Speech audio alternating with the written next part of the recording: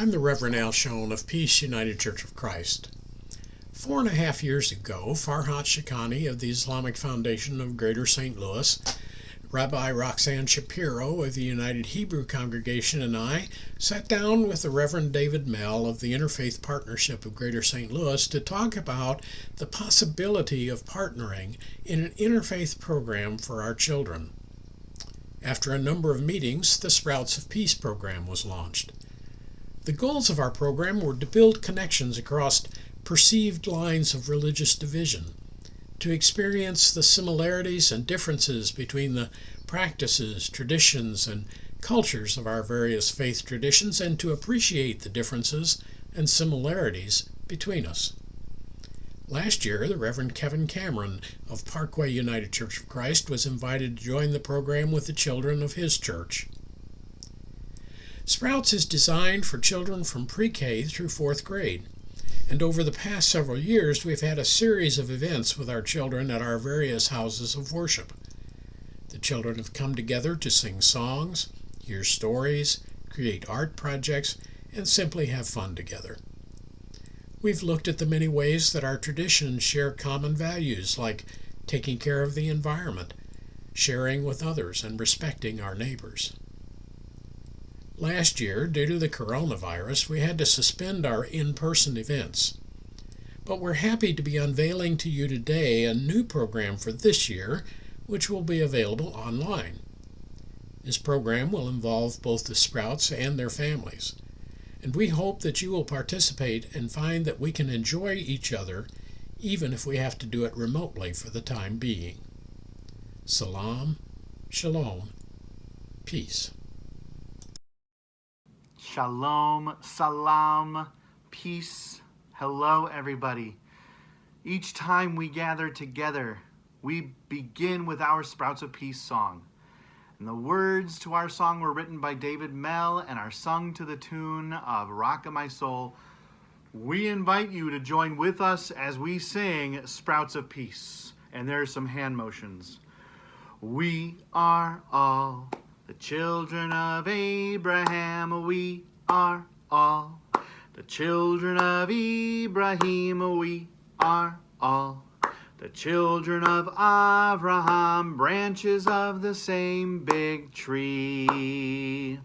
Sprouts of peace, green and growing, roots so deep, each other knowing, love increase till overflowing. Sprouts of peace are we.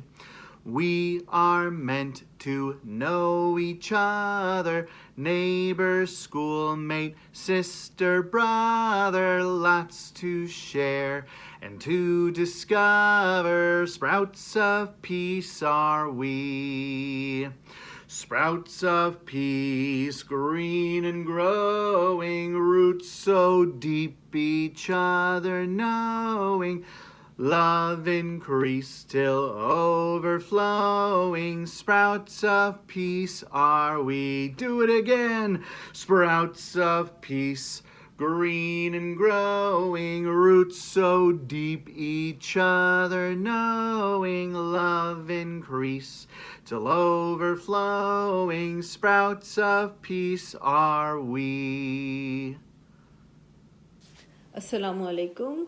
May peace be upon you all. My name is Farhad Chakhani, and I am a member of Islamic Foundation of Greater St. Louis.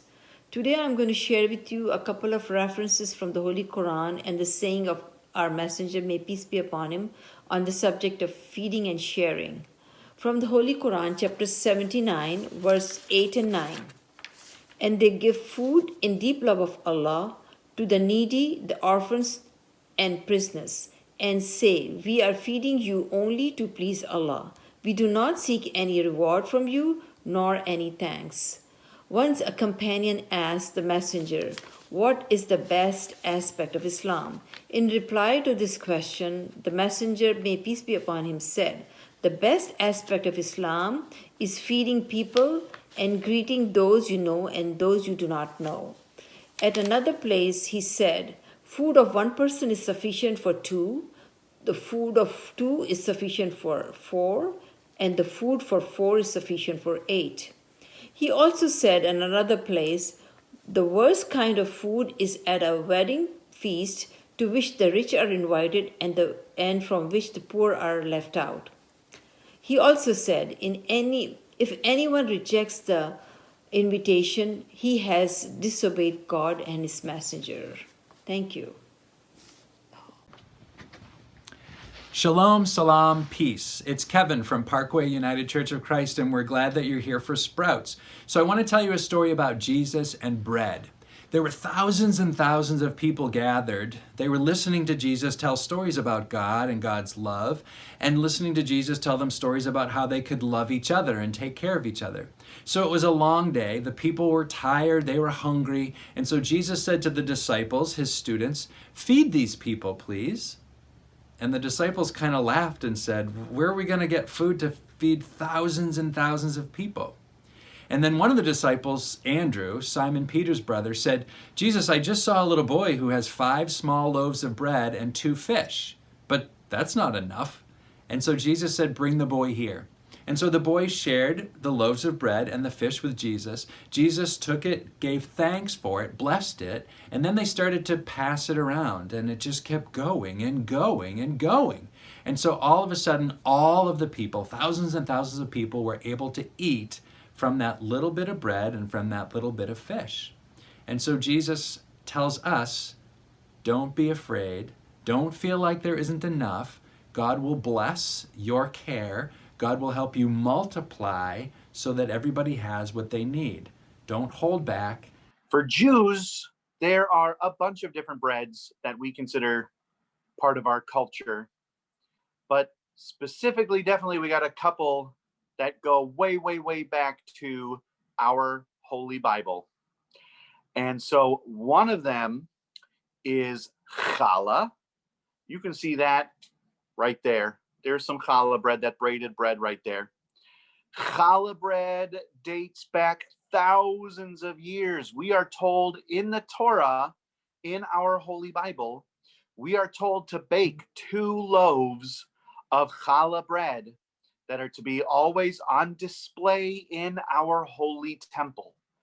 And so the display table that the challah bread was on was so beautiful and ornate. It was beautiful golden table with the 2 breads sitting out there at all times. They were called show breads.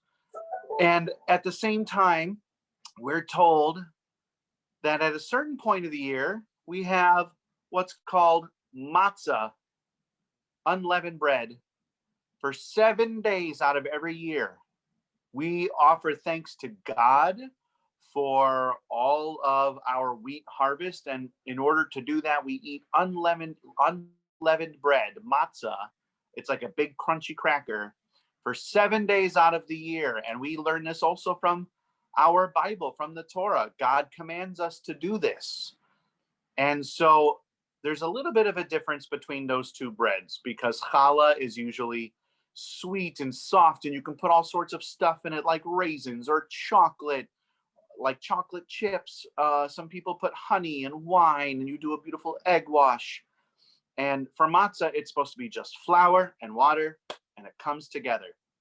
And so every Friday night when Jews observe our Sabbath, Jews will say a blessing over our challah right here, our challah bread. We use that challah to say thank you to God for all the food that we have. And it reminds us that there are many people in the world who do not have a lot of food, and we need to be grateful for the food that we have.